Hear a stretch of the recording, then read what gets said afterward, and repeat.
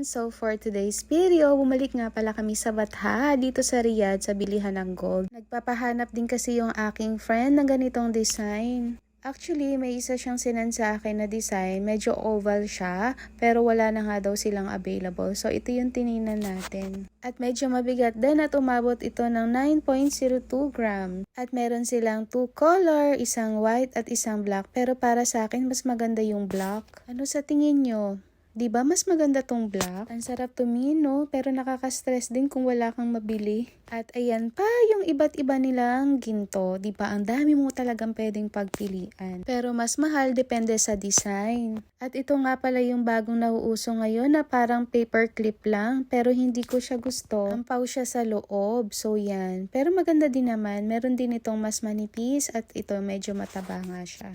Pero tingin ko mas maganda yung medyo malipis lang. Kung naaalala nyo ang luma kong video na diamond ring, so dating silver siya, ngayon ay pinagawa na nga ng gold, ang pamana. Kung hindi nyo pa napapanood, panoodin nyo na po. At ito pa yung isang design na nagte-trending nga ngayon, di ba? Alam nyo na kung anong tawag dyan, hindi ko nasasabihin. Meron siyang 2 sizes, merong maliit, merong malaki, at meron din siyang different color. Pero syempre, para sa akin, mas okay pa rin kapag pure gold na lang yung binili mo.